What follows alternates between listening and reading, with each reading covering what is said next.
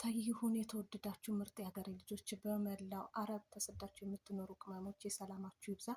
እኔ በጣም ከሚያስደንቀኝ ነገር ምን እንደሆነ ታውቃላችሁ? ከአረብ ጸባይ ለምግብ የሚሰጡት ዋጋ በጣም ነው የሚያስደንቀኝ። የእውነት በጣም ነው የምደነቀው። ለምግብ የሚሰጡት ዋጋ እውነት እኔ እኮ ኢትዮጵያዊ ሆኜ በመወለድ የራሱ ደስ ነው የሚለኝ። አቤት ኢትዮጵያዊነት የእውነት ደስ ይላል። እንዴ ቤቷን ቀለም እያስቀባች ማለት ነው። ምግብ ሲበሉ ብቻዋ ከልጆቿ ጋር ቁጭ ብላ ዘና ብላ በልታ እንብላ የለ እንጠጣ የለ። ኧረ በኢየሱስ ስም እኛ ቤት ስናሰራ ሰራተኞች በቃ እንደፈለጉ እየበሉ እየጠጡ እኮ ነው ቤት የሚሰሩት ማለት ነው።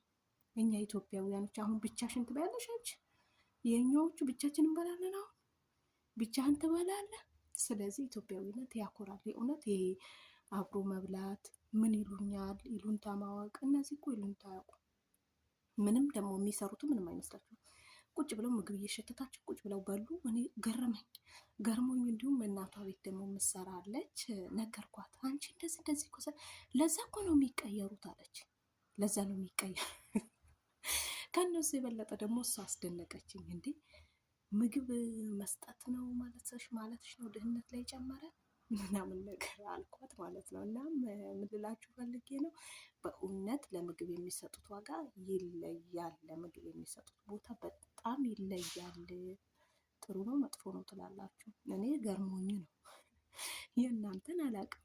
ለማንኛውም ግን ቪዲዮውን ሰብስክራይብ አድርጉ፣ ኮመንት ላይክ አድርጉልኝ። ሰብስክራይብ አድርጉኝ፣ እኔ መልሼ ሰብስክራይብ አድርጋችኋለሁ። በነገራችን ላይ እርስ በርሳችንን እንደጋገፍ፣ ቻናላችንን እናሳድግ፣ ሀገራችን ገብተን የተለያዩ መልካም ስራዎችን ልንሰራበት እንችላለን ልላችሁ ወዳችኋለሁ።